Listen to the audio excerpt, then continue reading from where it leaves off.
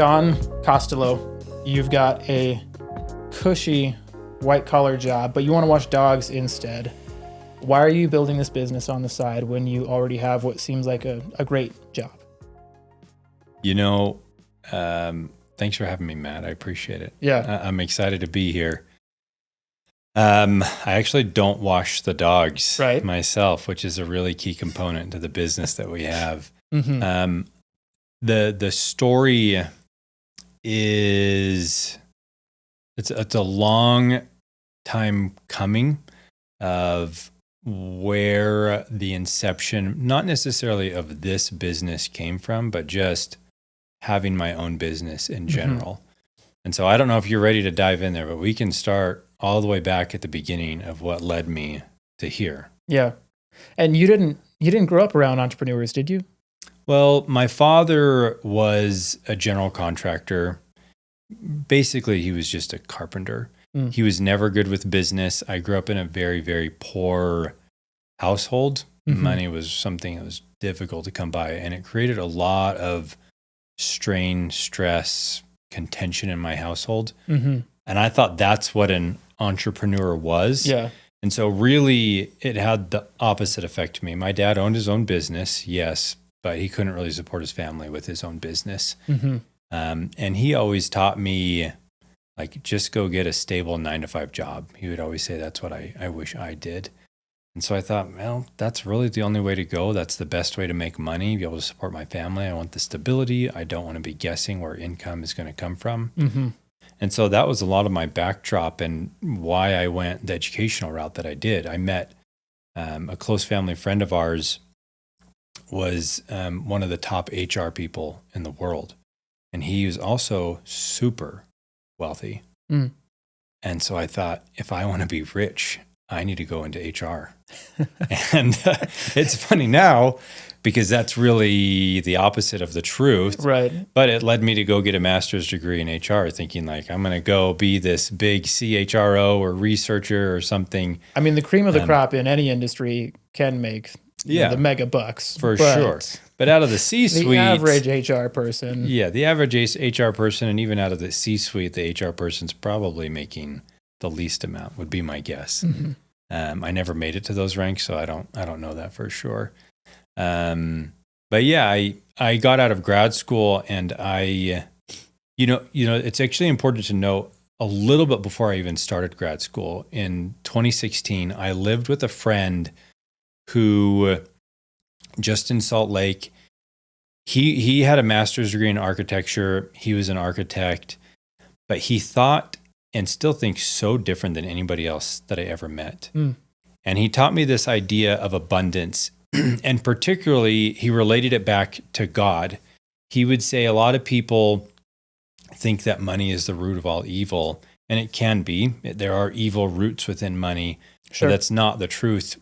You think about God, and God is the most wealthy and abundant individual or whatever in the entire universe. Mm-hmm. Abundance. And so this idea of that just rang out in my head, so true, that God is really a God of abundance.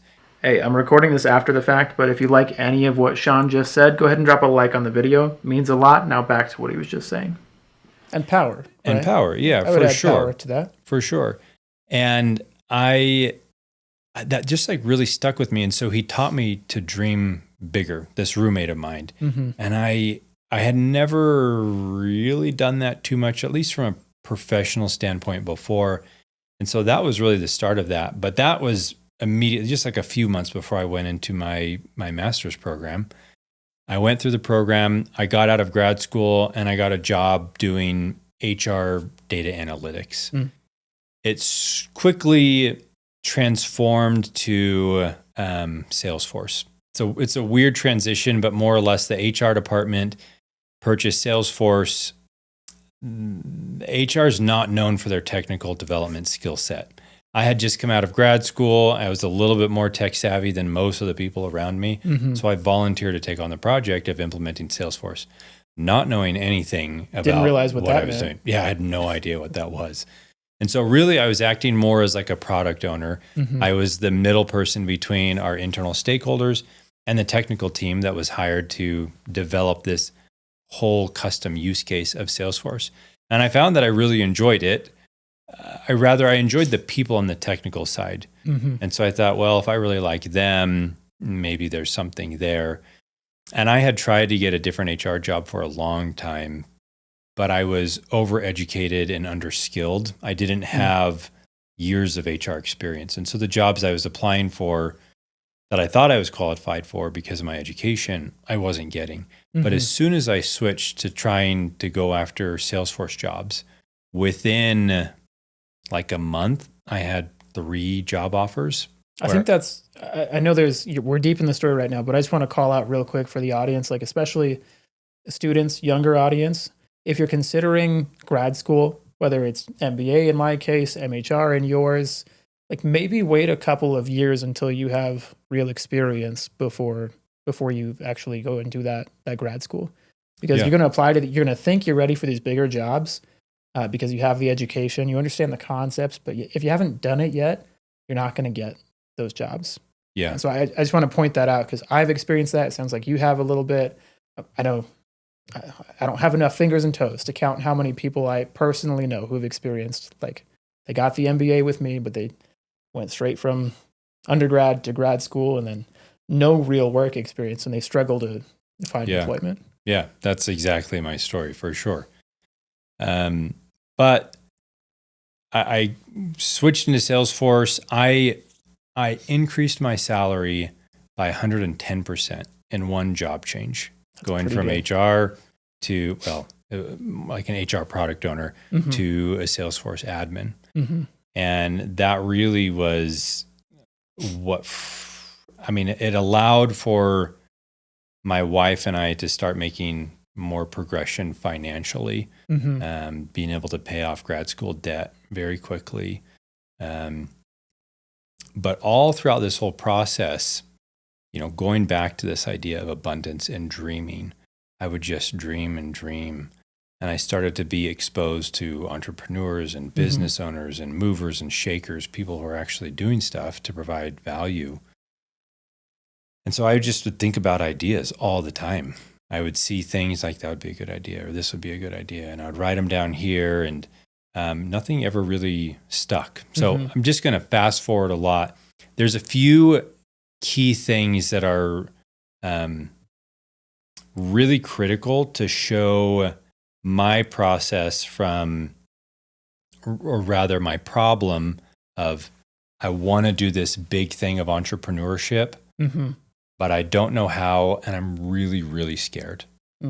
There's this term, I don't know if you've heard it before, Matt, but it's called, and it's a funny term, it's called mental masturbation. I've heard the term. Yeah. And the idea behind it is that you think about an idea and you start to get dopamine hits, like you're actually doing the thing. You're doing this business idea, you're creating it, it's growing. You get these little hits of dopamine that are so exciting, but you never actually take the step to do it. And I did it all the time with all of my ideas. I would get so excited, I would tell my wife about it. How many podcasts did you listen to on your commute and in the shower where you're like, yeah, for sure. Oh, this is going to be big. This is going to be so good. Yeah, exactly. And I would get it everywhere through podcasts, through books. I think over the course of like 3 or 4 years, I had to have read and listened to over 300 books. And it was just all a part of this, like, oh, I'm making progress.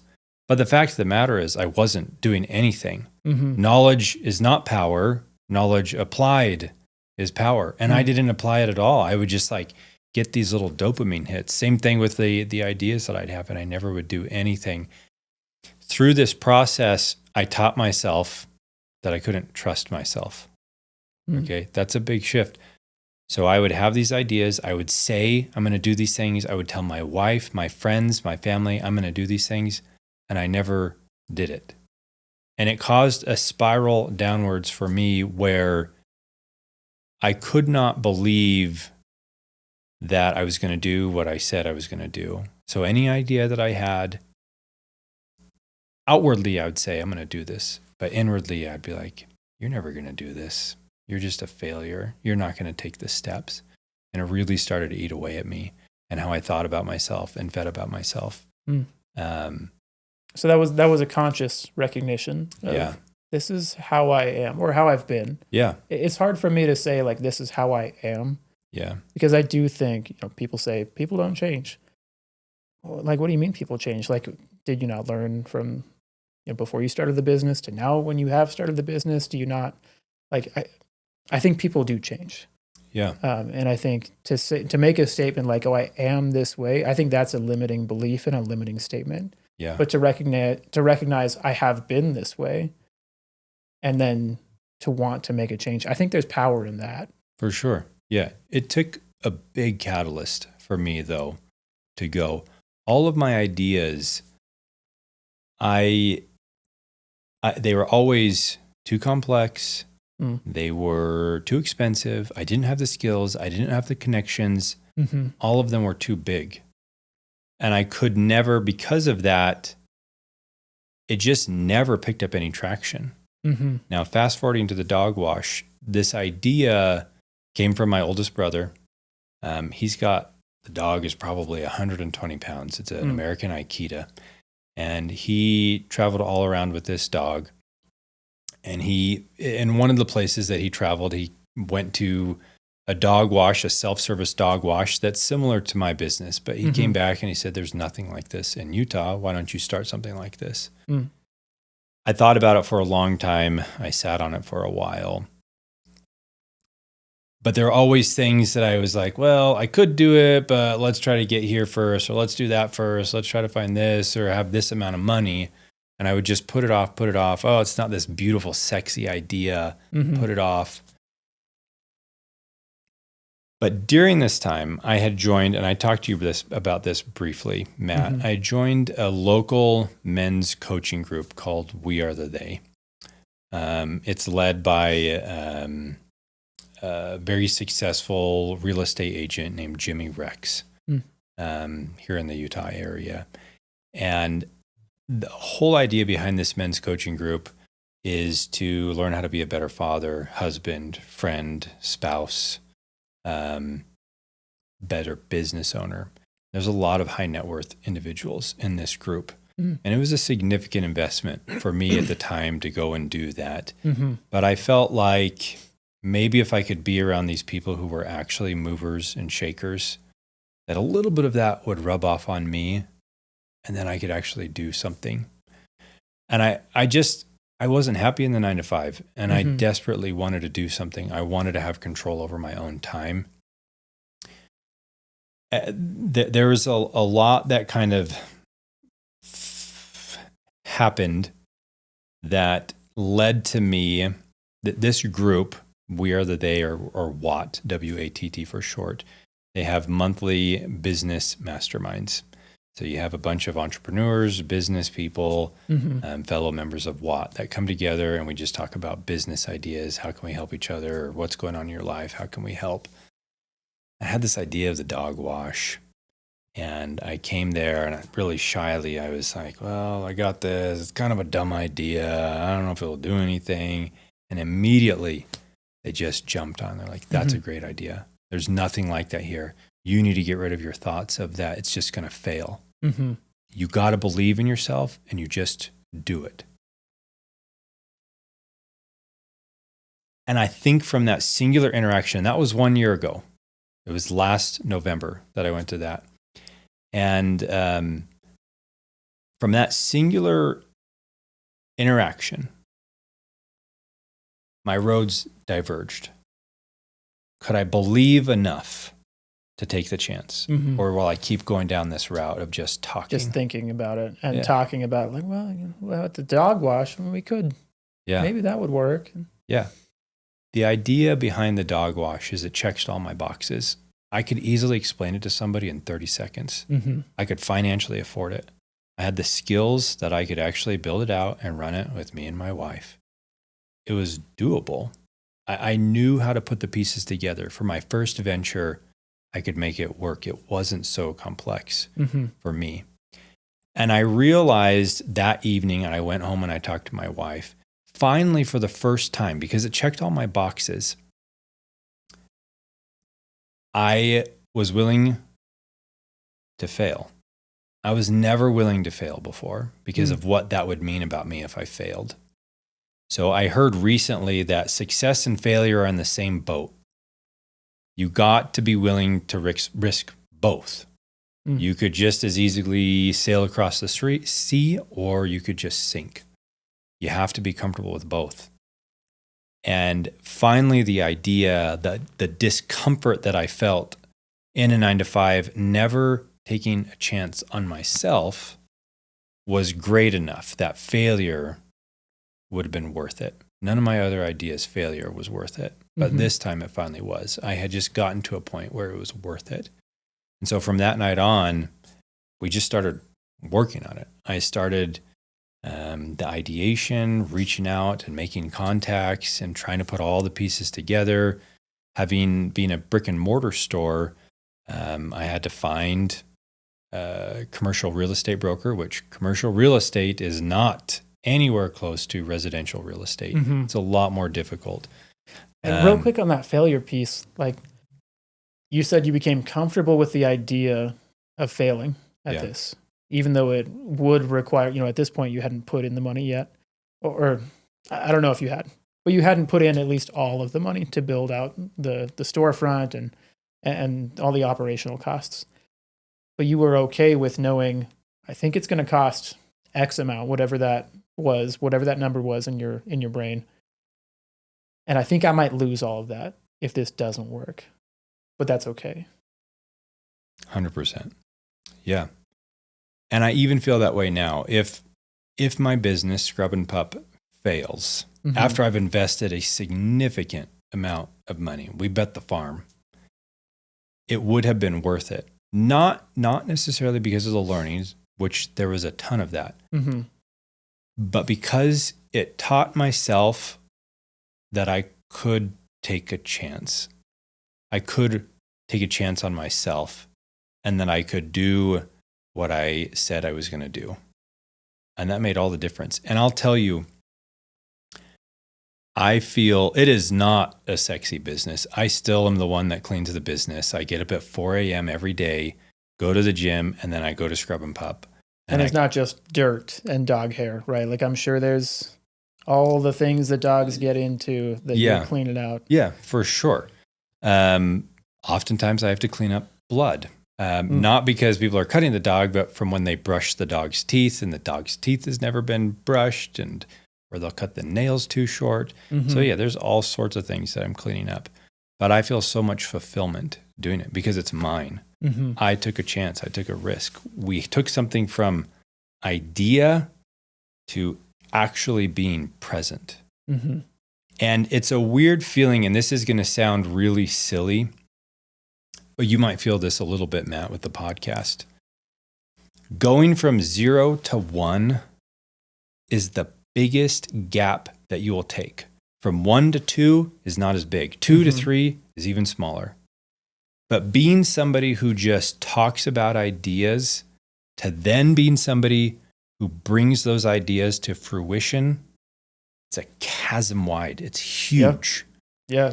And so I feel like I'm playing in a little game, and a different game, and it's just a dog wash. I'm not Facebook. It's a 24/7 self-service subscription-based dog wash. Premium. It's really nice, but it's just a dog wash. And I feel like I'm in a different world. Yeah, I feel like, and I'll touch real quick on what you just said, but I feel like you're totally spot on. The 0 to 1 it feels so much bigger than the 1 to 2, the 2 to 3.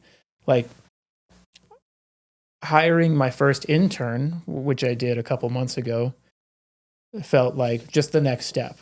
It didn't feel like a huge thing, but going from idea to then documenting the idea, what it would look like, to then pitching my finance professor, who I'd known for a few years at the time, to be a guest on the show, and then posting the first video, like that was massive. And all this is just turning on a camera and talking. It's nothing crazy, but it felt like the biggest thing in the world to then think about it, execute it, post it, like just the 0 to 1. And then like growing from, oh, well, now we get some views. Oh, well, there's actually a lot of work to do here. Like, well, should I hire another person to work on this? Yeah, okay. Just the next step. Yeah.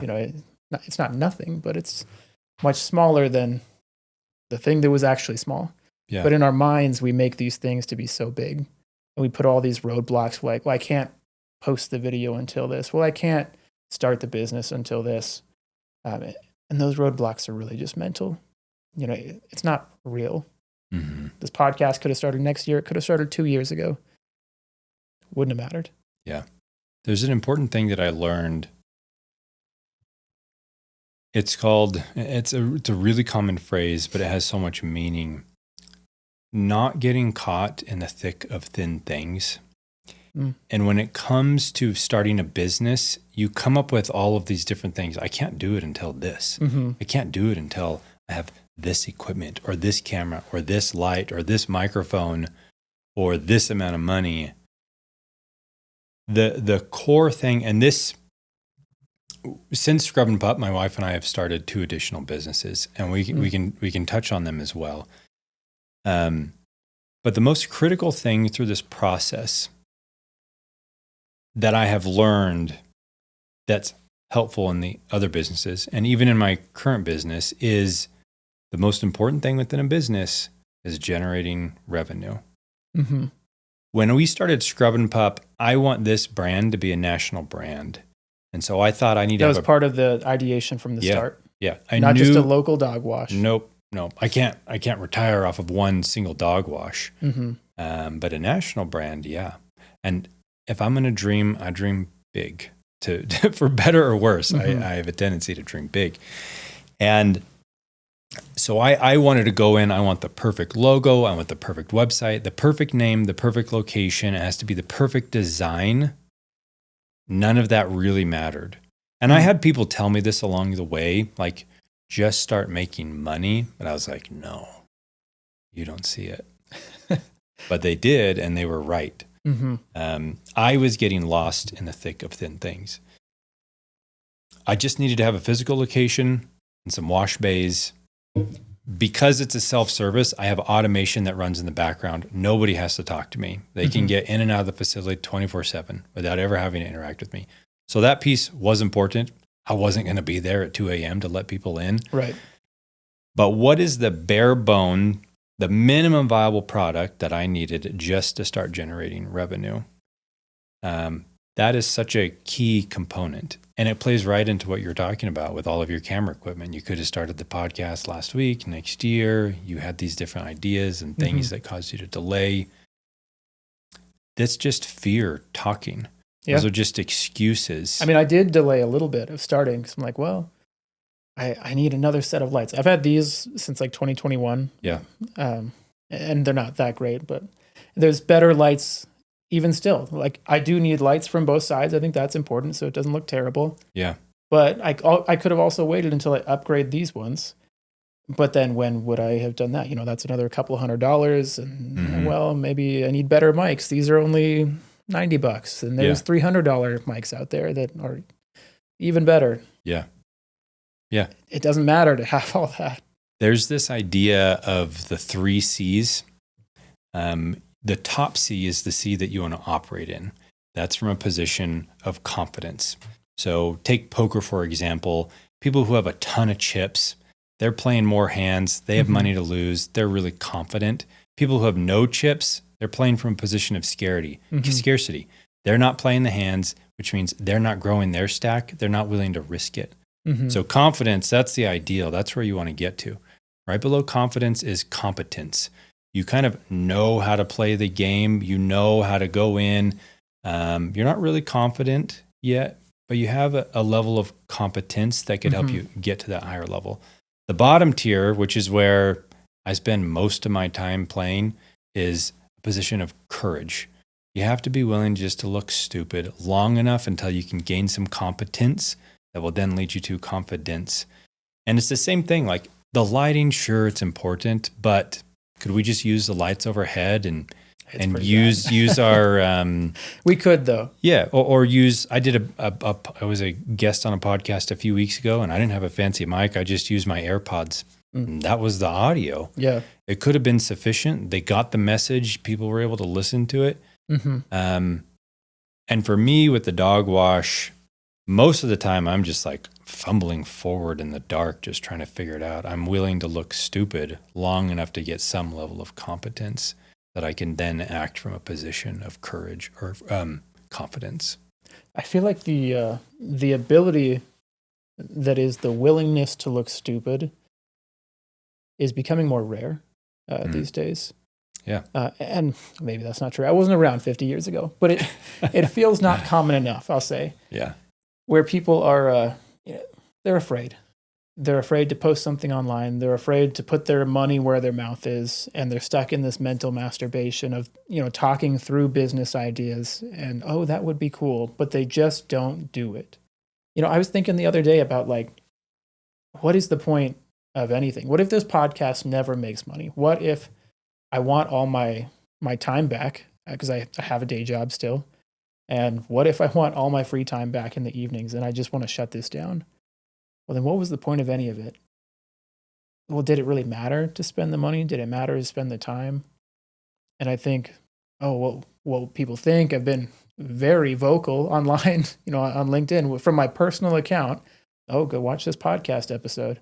My face is on everything. What will people think of me if I just shut this down? And not that I'm at the point, I'm not at the point of shutting this down. But I did, think through all these outcomes. And I thought no, it doesn't matter. It doesn't matter if I look stupid.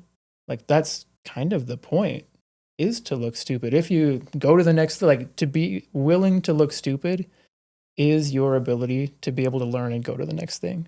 So if you're not willing to look stupid, then that's essentially not being willing to learn, or at least not being willing to learn as fast as the person who is willing to look stupid.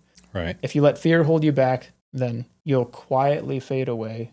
You won't jump right into the next thing and build that publicly and then fail, and then jump into your next thing and then build that publicly and then fail until you hit the thing that works. Yeah. So you need to be able to look stupid. You need to be able to look yourself in the mirror and say, people are going to have some hate. They're going to have some comments towards this right now. And that's okay. Yeah. And most people, I can't make that broad of a statement. I can only speak from my experience. When I saw people who were shooting their shot and I wasn't, I think I would try to, belittle's not the right word, but maybe lessen what they were doing, because it was just a reflection of me that I wasn't risking it. I wasn't doing it. Did you hope for their failure too? I don't think I got that far. It might have been more of a jealousy thing. Man, I wish I was just doing that. And there was always some level of celebration, but jealousy. And now it's pure celebration when I see people actually risking it. They now that are. You've done it and you felt the 0 to 1. Yeah. Yeah. I'm glad they get to feel it too. Yeah, and I know how hard it is, how impossibly hard it is. And if they fail, man, I just want to give them a hug and say, you have no reason but to celebrate. You did it. You tried. And that's more than 99% of the population can say. You actually tried. That is something to celebrate. I posted a video, just a clip from my first podcast episode, actually. And I posted that today, and someone commented on it. And I'll tell you what the clip was. So my buddy, he acquired a business, a mobile tire change, mobile oil change, sort of small automotive job repair, or maybe not repair. Should have stuck with mobile oil change there. We'll just narrow it down to that as the description. He acquired this business. He locked his house and spent all of his savings.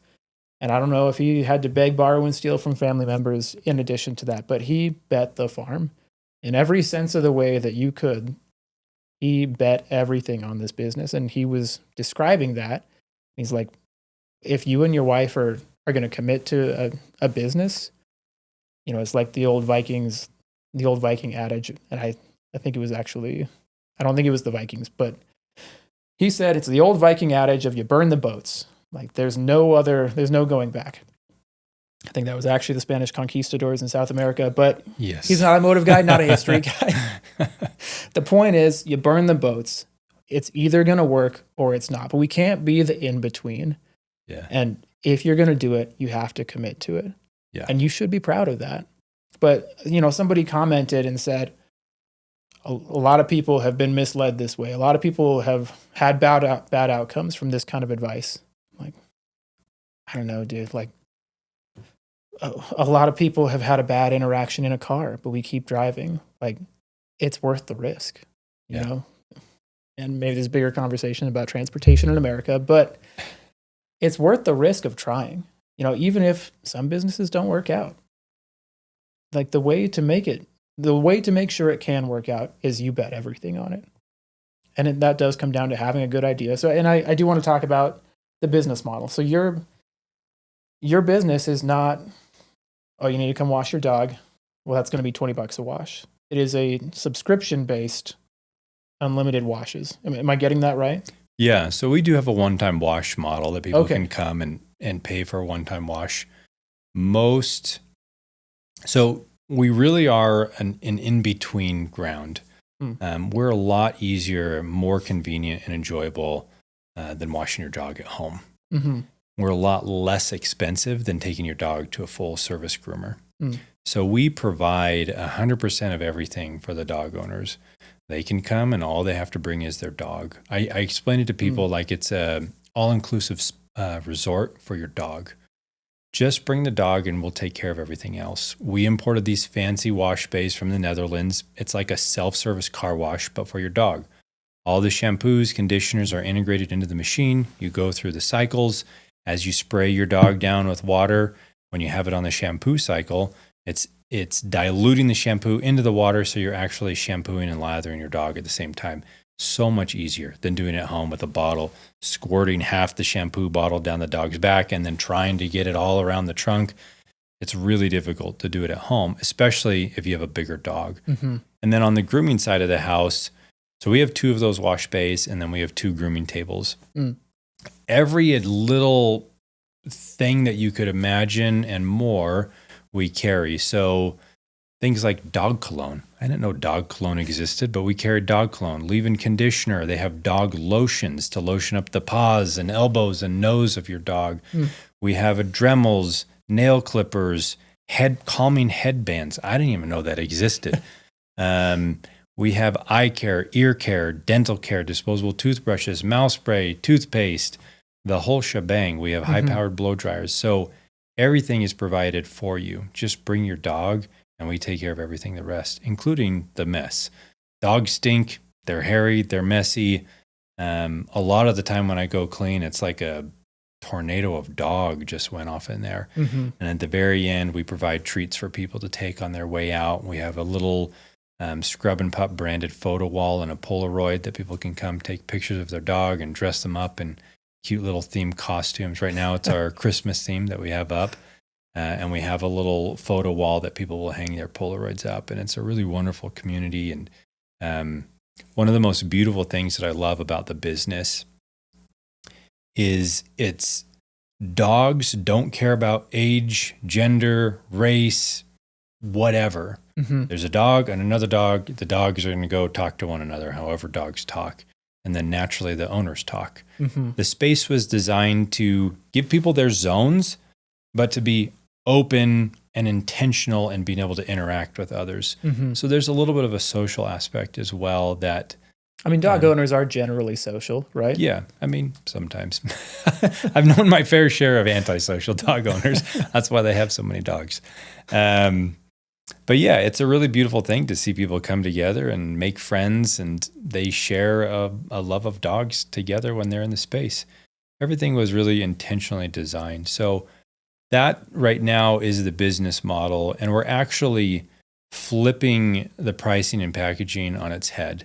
We haven't released the pricing yet. I don't know when this is going to come out, but we're probably going to go live with the new pricing towards the latter half of December. Okay. And so the goal is to create more of a stickiness factor for our subscriptions. Majority of the people have been doing the one-time washes, which is great for me because that's where I have my highest margin, frankly. They're coming once, they're paying a premium price. If they have a subscription, which currently we have the monthly and annual subscription, pricing is not based per dog. This is a unique thing that's different with other dog washes, groomers, self-services. Typically you have the base price and then you pay an additional $5 to $7 per dog if it's a self-service type facility, and then double that if it's obviously a full service groomer. Our pricing is just priced per household. I've had people, one person is I don't want to promote this. One person is a dog breeder and they have 9 dogs and they pay for one monthly subscription. They don't bring all 9 dogs in at once. They wash, they rotate the dogs through it when they come in, but it makes things very economical for people. And it's so much easier than doing it at home. So our goal with switching the pricing model up on its head is really to lower that pricing down for the subscription side. We still have great margins. We're just going to make it so that people are more likely to pay for a subscription rather than a one-time. We want to see them coming in more often and then have that reoccurring revenue. From a business side, for me to be able to open up the next location, I want to have predictable revenue with my current spot. And so that's going to be, hopefully we'll see a really good positive change. Yeah. I mean, now that we're into like more of the business details too, it sounds like everything is taken care, everything that the customer could want is taken care of just by the fee that they pay. Yep. Do you have any upsells within your business model? Not currently. This is where the other businesses come in actually. That's been a difficult thing for me, at least in our current facility that we're in. I've thought about creating like a self-checkout area that could be a members only area so to gain access to the facility, if it's a one-time wash, they're emailed a door code that they use. That door code is good from 4 hours from the time of purchase. Our monthly and annual subscribers have an app that they can just scan our little keypad on the front and it unlocks it 24/7, 365 for them. So I could just create another little walled off section for the self-checkout storefront, I guess. They could scan their key code, open up a door, and gain access to products at a discount. Most dog products are 100% markup. So if I buy it for $10, these places recommend that I sell it for $20. And they typically don't go below that shelf. So I could sell it for 17 or 16, still make a good margin, but create a lot of value for my customers to create more stickiness factor. Yeah. In the current thing of what we're doing, I only want to change one thing at a time and then see. If I change all of these different and pull all these different levers, I don't know what's actually going to make the change for driving more business, creating more revenue. So that agile mindset never leaves, does it? Yeah. So we're just going to change the pricing. That's the easiest one for me to adjust right now. And then we'll slowly add in different things as we evolve and get more locations to create more value on those higher tiered memberships. Yeah. I mean, thinking through like, Alex Hormozy, right? Yep. Yeah. I've got a stack of his books over there. And just thinking through, as you were talking about, so we take care of everything for our members, anything they could want, the dental care, the shampoo, the lather, and everything. I'm like, well, how do you make extra money from those who want even more? So I was just curious there. But yeah, I think that makes a ton of sense. Like for those who maybe it is members, maybe it is the subscribers only who now get access to these discounted products. Like if they retail would have paid 20, but they know like, well, if I keep my membership, I can get the product that I, use at home in between washes for 17. Yeah. And that becomes sticky in my mind. Yeah. So I think that's an awesome idea, just to validate your idea there, if you care what I have to think. But one thing I wanted to bring up, and you've kind of touched on it already, is that as I was researching you and your business, I noticed your Google reviews. Have you seen your Google reviews? Yeah, of course. Yeah? Okay. Well, you've got 47 reviews. All of them are 5 stars. Yeah. Why do you think that is? Because it's very easy to mess up the customer experience, right? Yeah. I monitor the customer's experience quite closely. Anytime somebody calls in and they have an issue, let me give you an example. I have 5 cameras on site. We're self-service, nobody's there on site, right, and we operate 24/7. So I have it recording nonstop. Typically, I will, when I see a new person come and they're coming to our facility for the first time, I will watch, and my cameras pick up audio too, and I will listen to what they think when they first walk into the facility. Without fail, everyone, almost immediately, they will call somebody and they will show them. Like FaceTime? They'll FaceTime somebody and they'll say, look at this. Can you believe it? Look at what they have. Look at this over here. And they pull open all the drawers. And so I know, okay, I got them. They love the experience. Because washing a dog is really hard and it's a pain. It's never been a fun thing. No, it's never been a fun thing. But it is so easy at our facility and it's so enjoyable because you have all these new cool little things to try out. But if I have somebody who maybe doesn't have their expectations met, I will do whatever I can to resolve it. So as an example, I had one customer come in for the first time and it wasn't overly late. It might have been like 8:00 at night. They came in and they wanted to shave their dog's hair. Okay. That's the one item that I don't carry, are hair clippers. A, they're really expensive. B, there's a liability aspect. If somebody cuts their dog with my hair clippers, I had lawyers and people. Clippers? Did you? Yeah. I worked in insurance for the past 4 years. Like I get it. Yeah. So I had people recommend don't carry the clippers. People are welcome to bring their own clippers and take as much time as they want, which is another unique thing about our business. No appointments. They can take as much time as they want. And people do that. I've had people there for 4 hours before cutting their dog's hair. But they were really frustrated that we didn't have that. And then they had to call their, some relative, sister, or brother, friend to bring a pair of dog clippers. Because they're like, oh, we paid all this money. It was only $30. They paid all this money and we don't have the clippers. And that's really what we wanted. And so before they had left the place, I had emailed them and said, hey, this is going to sound weird, but I overheard you talking on the cameras. We're really disappointed about that. I'm sorry that we didn't have that more clear on our website. That is the one thing we don't carry, and here's why.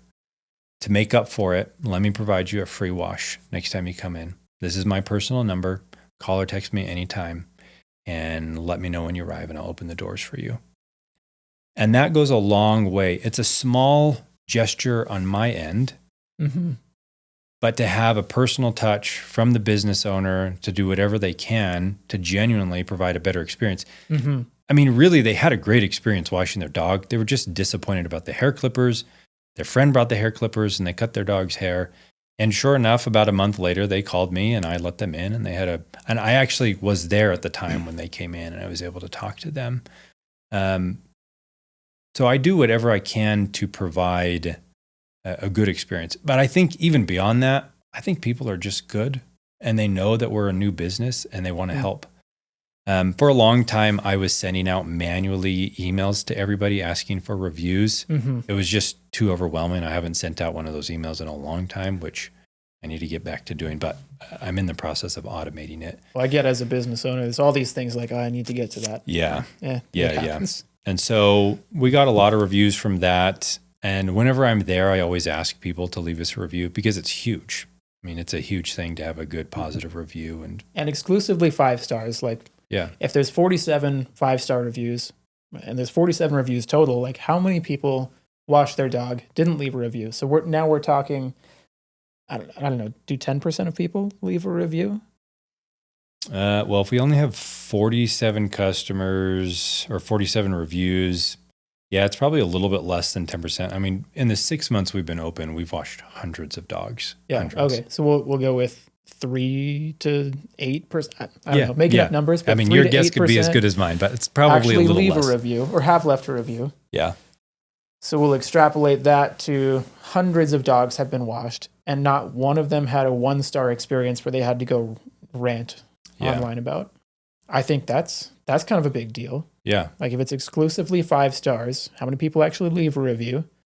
Extrapolate that out to how many people wash their dog, from a consumer perspective. You could get the exact number. I'm sure you could. But as a consumer, I look at, they have 50 reviews and they're all perfect. No one out of the hundreds, maybe 1,000 people who actually went there had a 1-star review. Like I see 1-star reviews on products that I have that I think are great, but somebody decided to have a bad day about it. Yeah. But that's never happened. Not yet. Business. I'm sure it will one day, but not yet. And even that person who can't believe they don't have clippers. Like, this is outrageous. Yeah. Even that, that didn't turn into a 4-star review. No, it was a 5-star review. Yeah. Yeah. I asked them to leave me a review and they did. Yeah.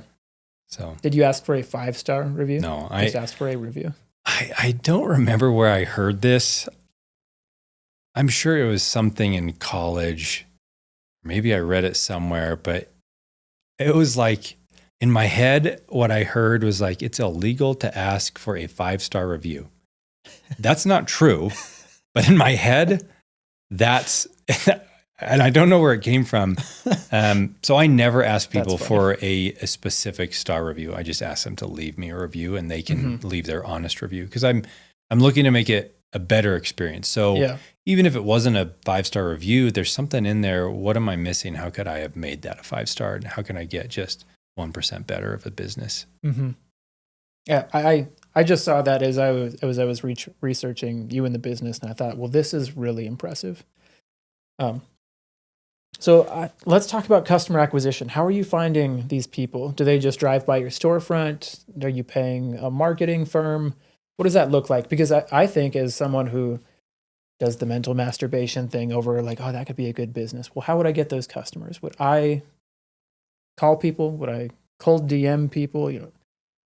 Customer acquisition. I think people think so much about the business idea, but then they don't think about, well, how will I tell people about it? How will people find out about this? So how are you doing that? Yeah, there's 3 main areas for our customer acquisition. Marketing is one of them. My wife has her MBA and she's been in marketing for a decade. So she's helpful. Familiar with, it's helpful. So she's familiar with all of the marketing things and she's a brilliant designer. She's actually the one who designed our current website. Oh, awesome. So we've done all sorts of different types of marketing things and we've made we've learned some expensive lessons. So before we were opened, we sent out almost 5,000, I think it was like 4,922 direct mailers. And as far as I know, there was 1 conversion from that. And that was, I think that cost us close to $3,000 to do that for the printing. And then the U.S. Post Office is not cheap. So that was an expensive mistake. And that was before we'd even opened. We also paid for a billboard close to the Lehigh Main Street exit. That cost about $2,000. And as far as I know, there were 2 people who converted. So it was $1,000 per customer. It was a really expensive customer. The 3 for a $30 dog wash. Yeah, for a $30. One of them I think actually got a membership. So just a few bucks more. A little better. But marketing like social media ads has been a huge thing for us. We run meta ads, Facebook, Instagram. Technically, we do have a TikTok. I'm not a TikToker. Well, I'm actually not a social media-er at all. So I have no idea how we're doing on TikTok. I don't think people come in from that. And I don't think we run ads on TikTok. That's all my wife's zone. But I know meta ads for sure. That's a big one. Just people driving by, actually. Really? people naturally driving by and seeing it. We have a sign up on the pylon, which is on Lehigh Main Street. And then our logo is really cute. We did pay for a really nice custom logo for us. And the sign is very catchy, so it draws people in. And then the last one is organic search. So SEO is really critical for a business. There are, I don't need to get too detailed into it, but there's 4 main components of SEO. One of them is the copy or the text on the website, making sure it's geared and optimized for your keywords. Mm-hmm. The other one is making sure that you have blog posts. The other one's backlinks. And then the last one is that plays a role in it is how active are you on your My Google Business profile or whatever it's called and the reviews that you have. I haven't paid for blog posts or backlinks from other websites linking over to our websites. Mm-hmm. The only SEO that we did is that we have copy on our website that is specifically targeted to those keywords. We do have great Google reviews, and my wife is active on our Google My Business, whatever thing that it's called. So those 2 things are all that we've done. And if you search dog wash Lehigh, Scrubbin Pup pulls up as number 1 in both the search results and in the map results as well. Mm-hmm. We're number 1. So organic search has been another big one. So those are the top 3, I think. And then referrals is probably number 4. That one is hard for me to track. Like, did a friend tell them? But referrals, the people that I do talk to, yeah, it's a pretty popular thing. I've had people come in and a lot of people repost their experience in Scrubbin Pup. We have the cute photo wall where they have it's our branded wallpaper behind it, custom wallpaper. And so we do get a lot of that, people posting it on their social media. We've brought in a couple of social media influencers. Have those paid off? Little influencer collaborations? That one's really hard to track. We just had one post a video. I really don't know much about social media. This person, Dog Friendly SLC is their name. They have 30,000 followers on Instagram. To me, that's... Shout out Dog Friendly. Yeah, that's a huge amount of people. That would really scare me to post if I had that many people looking at my post.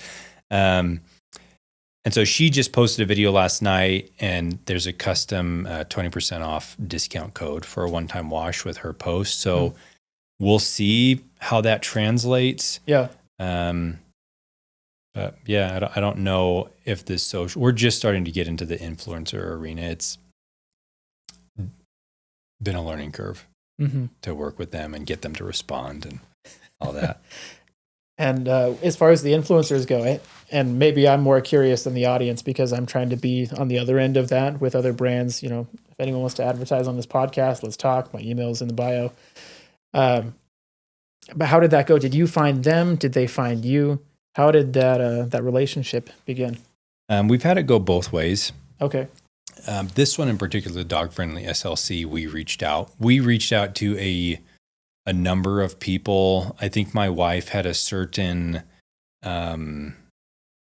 follower range because we don't want somebody who has like 1 million plus followers. It's going to be way out of our price range. We're not going to be able to get them in. Yeah. So she has a certain follower range that she's looking for. I know she's thrown around the term micro influencer. 30,000 sounds like a lot more than a micro influencer. 30,000 does sound more than micro. Yeah, but I don't really know. And so she responded, and she's been really, really wonderful to work with. So that one was us reaching out to her. Mm-hmm. Interesting. And then you've alluded, you said you don't know much about social media. Which did feel a little apparent, honestly, going through your LinkedIn. Like, I went through all these posts, and then very quickly I got to something from 9 years ago. I'm like, yeah. Wait, what? I didn't check it just felt different from the post I had just read, and I didn't check the date it was posted. I'm like, 9 years ago? Yeah. What is this? So in one of your few but recent posts, you alluded to opening another location. Yeah. Is that on the radar still, or walk me through the strategy, the thinking behind? Well, we've had this for 6 months. Has it been profitable? Have we broke even yet on? Yeah, we have broken even, but that's about it. We have not. It's not been a significant source of revenue yet. Right. But the business has broken even. We broke even, let's see, we opened May, so July. Oh, July, wow. so That's really quickly. 3 months after we broke even, just with our basic monthly expenses. Mm-hmm. And it's been like ebbed and flowed. And are you able to say revenue numbers or anything like that on I can how much it's pulled in? I can say we are consistently at least 90% of break even every month. July, we for sure broke even, and then even a little bit above. Mm-hmm. I'm hoping to change that with this pricing model flip. And that's so a second location and then a third and a fourth and a fifth and beyond are definitely on the horizon. Mm-hmm. We have the capability to open up a few more locations right away, but I don't think I'm going to quite yet. I want to get the first location really dialed in from an operating, from a pricing, from an offering perspective, so that it's just rinse and repeat. Right. By the time I open up the second location, I don't want any more guesswork. Mm-hmm. Right now, I know I'm not going to do direct mailers. That's a big learning. So it's going to save me a significant amount of money on the next one. And probably no billboard either. Yeah, no billboard either. But that's really what we're trying to just distill down. What is our exact formula for success? I imagine if things keep going the way they are, there's a good chance that come sometime in 2026 that we could have a second location in the works. Mm-hmm. And I don't mean this as a dig because you kind of said this already, but there are things you need to figure out before you do that. Like you are the one who's washing the place at 4 a.m. Yeah. And you said on LinkedIn, like, well, when does it make sense to take myself out of the picture? It's a lot easier to conceptualize that when this is already making more money. Yeah. Like if we're making $1 million a month, like, yeah, we'll pay somebody $200,000 and go wash it. Yeah. Like, who cares? It's not doing that. But to open another location, like you're not going to be the person at 4 a.m. who goes and cleans the Orem location and then comes and cleans the Lehigh and then the Salt Lake one. And for those outside of Utah, these are just places that are 30 minutes from here. Yeah. But that needs to get figured out. And so is that something that you plan to hire an employee for? Or what's been your approach as far as thinking about employees who are going to do the rinse and repeat, who are going to run these businesses for you? The cleaning side, I would hire... I wouldn't bring it internally until we probably had, at least 5 to 10 locations, just because I want that person to stay busy enough throughout the day. Mm-hmm. Like I always want them to have something to do. And there's a lot of complexity that comes in when you bring in employees. So for the first few locations, I would hire just an outside cleaning company, commercial cleaning company. They're bonded, licensed, insured. I don't have to worry about them if they injure themselves, and they just take care of all of that. Yeah. So that's what I would do on the cleaning front. The beautiful thing about the business model is outside of the cleaning, it operates really well with just me and my wife. Yeah. Do some restocking. Yeah, even that's so minimal though. And it will change as more and more customers come. But even then, like I'll just go in and shake the little bottles, and I have a supplier that I made a great relationship with, and I get the resupplies within 2 days. And so everything's really minimal as of right now. So we'll see what happens. Eventually, I have a close friend who is a brilliant strategist. He's like the most level-headed, smart person that I know. And so if I could bring him in one day at the right time when it comes for that explosive growth, I would bring him in for sure. And when we have so many locations, there's going to have to be somebody that will have to manage inventory. There's going to have to be somebody that manages the cleaning crew, that manages looking for new sites, open up new location, that does all the ordering of our machines that we have coming from the Netherlands. There's going to have to be people for that. But for now, the business is really, it operates by itself really well. Well, it's exciting to think about what does it look like 10 years from now? Yeah. And even like, well, next year, next couple of years, like exciting levels of growth. But it sounds like with this business model, it really could be a copy and paste franchise model all over the country. Yeah. And I don't know what the dog culture is like in Canada or Mexico, but maybe even expand internationally. I think that could be cool. That'd be a really cool thing to talk about. Is there anything else that is on the radar for you? Or because you mentioned that you brought in, or that you, since starting Scrubbin Pup, you've started 2 other businesses. Are they both related to Scrubbin Pup? They're adjacent. Okay. One note before I explain the business is, prior to Scrubbin Pup, I would have never just started 2 other businesses. But I remember going from 0 to 1 is the most difficult.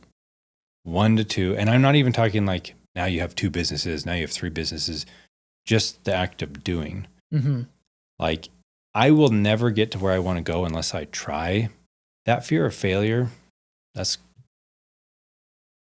not totally gone, but it's no longer big enough that it holds me back. I just got to try. And if I fail at it, then whatever. Like, I'm going to learn a lot and I'll fail forward. Mm-hmm.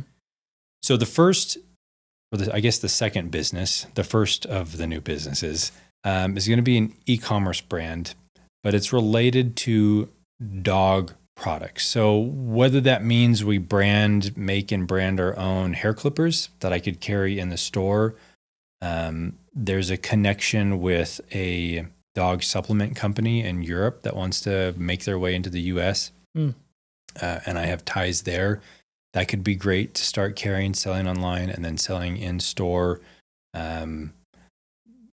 Treats are a flooded market, but that could be something. Mm-hmm. This is all to build up the Scrubbin Pup brand and have 2 businesses that grow with one another. Because I will put in the self-checkout storefront eventually. Yeah. And it does make a ton of sense. Yeah, yeah. And I want to have my own product. They're not going to be branded Scrubbin Pup. Well, they might. I don't know. White label, some other. Yeah, it could just be another brand that grows with the Scrubbin Pup brand. Maybe Scrubbin Pup is just going to be the self-service dog wash and these products that we sell in all of our stores. And so when I think about it in 10, 15 years, 20 years, if the business were ever to sell, I grew 2 businesses together and they both have their own price tag. I can sell Scrubbin Pup, the dog wash brand, but now I have an adjacent product that grew with the original brand that I can also sell with its own price tag. Mm-hmm. So it just makes sense. I have an avenue, a channel to be able to sell a dog-related product, and I have my built-in customer base already. Mm-hmm. So I hired a group of people that I am working with, to identify the right product within this category that we can sell. There's different channels that we'll start. We're just going to start online, and then maybe I'll put a few in the shop to see how they do. But that's been a difficult thing about Scrubbin Pup and why the e-commerce brand. Scrubbin Pup, highly geographical. Yeah. I basically will hit people within a 5 to 7 mile radius. I do have some people that drive up from Spanish Fork, which was surprising. That's like a 40-minute drive, 30-minute drive. But the e-commerce, that's national immediately. There's a lot more complexities that go into that, but that's will be a great reach and another great learning experience. The other business is basically packaging my learning from a technical perspective. So I want to, what's the best way to describe it? Going from 0 to 1, like I talked about, was really difficult. And I have almost a decade of experience from a technical background. Mm-hmm. Creating my website, the copy, the branding, the marketing, the automation was really difficult. And it was really expensive.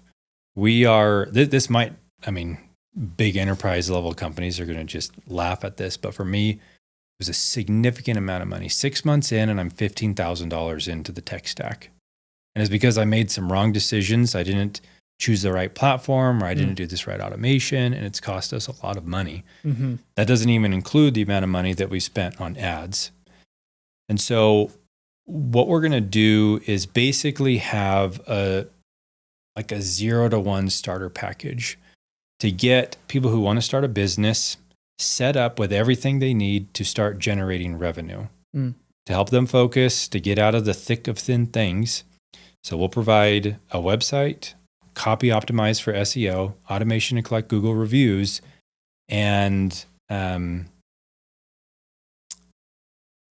some sort of ad, whether that's a Google ad, PPC, or Facebook, Meta, Instagram for 1 month initially. So this is the starter package that will take all of the complexity out of it. In starting my own business, we had to make all the right contacts, and it was a very difficult and painful process to go through a lot of trial and error to find the right people. I think my wife hired 3 different designers to help her with the website. And that was an expensive learning experience. Ultimately, she was like, I'm just going to do it myself. So finding the right people was difficult. So I just want to take all of that away. And I feel, like I mentioned before, like people who are trying to make that leap, man, I just like feel for them. And it's so easy to be taken advantage of. And so I want to package this together. I'll sell it for $5,000, and they have everything they need to start having leads coming in through the ads, optimize copy for SEO, and then have a good online social presence with a cleanly designed website that's perfectly functional. And I have a few people that I'm working with to get that up and going, and it's to really put that fulfilling. package together. Yeah. Well, to have the package together, but who are also buying the package. And so it's been really fulfilling. And then also there's a side of me. I mentioned my father. I know privately before we started, I talked about my father, who is a carpenter. Yeah. You mentioned it while we were rolling too. And he was just smoked in the business world when it came to marketing technology. He didn't have a clue anything about it. And he just wasn't a good businessman. He was a great carpenter, but he wasn't good at finding customers. He wasn't good at the pricing piece. He had 0 online presence. And so I really feel for those people too, where the technology world, again, almost a decade of tech experience, and it was hard for me. And so I want to help those people too. And there's some of those people that I'm reaching out to work with as well. So it doesn't really feed the Scrubbin Pup pipe per se, but it came about because of Scrubbin Pup. And how do you feel like your time or mental energy is going to be pulled as you're doing Scrubbin Pup and Scrubbin Pup adjacent? Yeah. Plus the $5,000 business, launch your own business. Here's the starter pack. Yeah. My time and, cause I still have a 9 to 5. Yeah. I don't think I've mentioned that. I still have a normal. Yeah. We haven't actually talked about that at all, but there's a reason you clean the Scrubbin Pup at 4 a.m. Yeah. Right. It's because I go to the gym, I clean, and then I'm home by 7 a.m. to cook breakfast for my wife and children. And then I got to be at work by 9.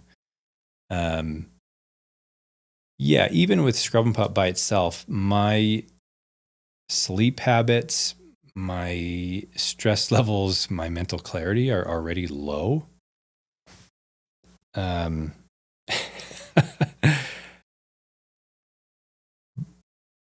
I also get energy from my own things. Like I love going to clean Scrubbin Pup. I love seeing it every day. It makes me so happy to see the logo and to see people loving it and to look at the photo wall. And that's really where I find my joy is there.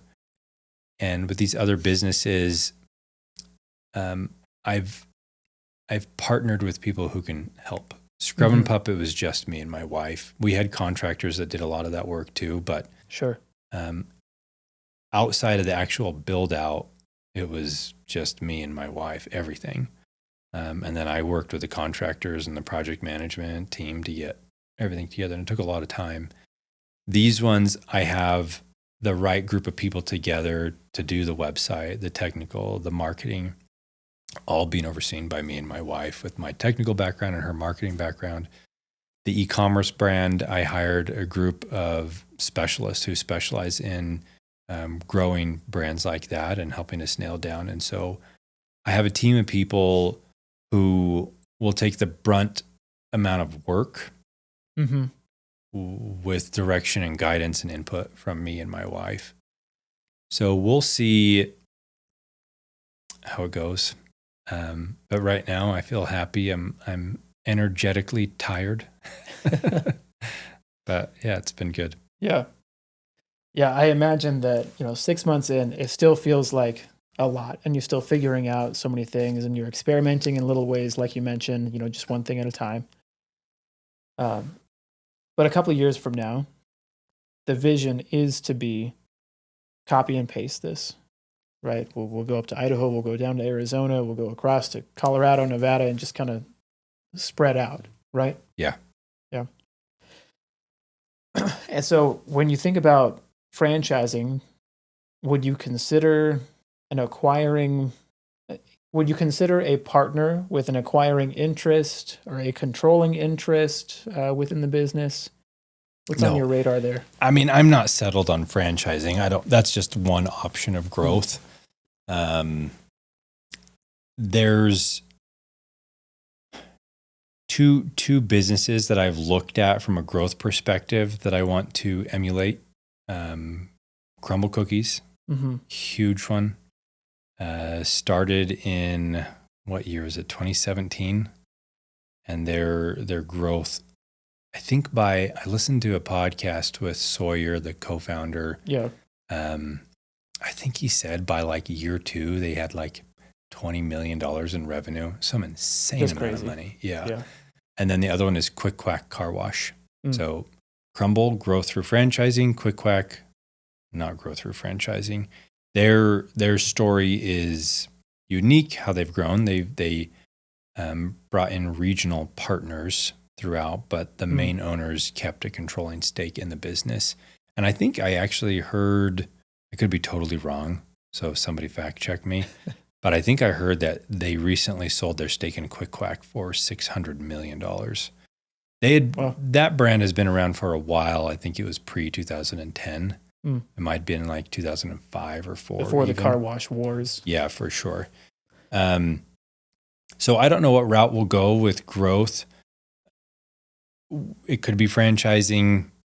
If I can nail down all of the right pieces to help it be a profitable business, it could be a wonderful opportunity for other people.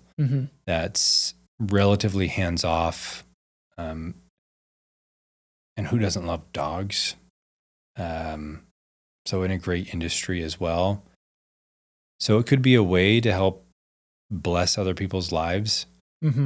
Or it could just all be corporate and we have full control nationally. I don't know. Yeah. I don't know.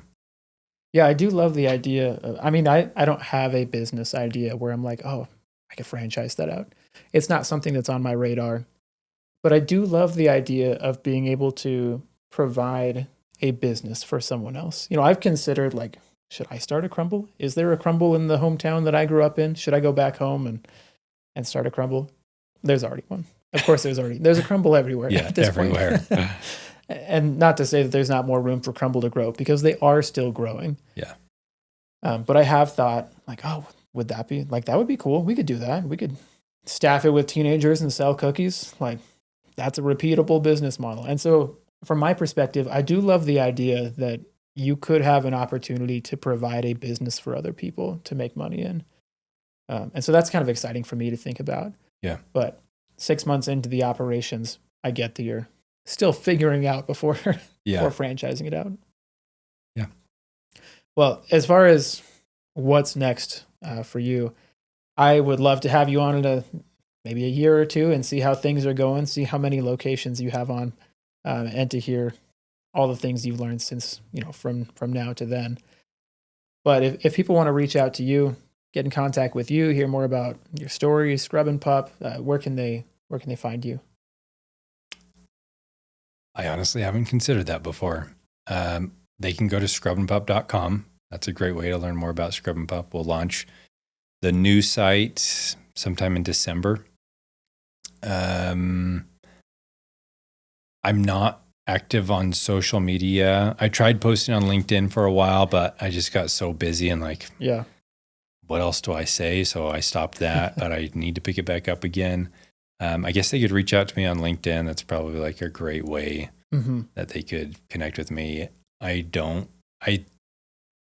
have an Instagram. I just don't have Instagram on my phone, and I couldn't tell you the last time I went on it. Yeah. And same thing with Facebook.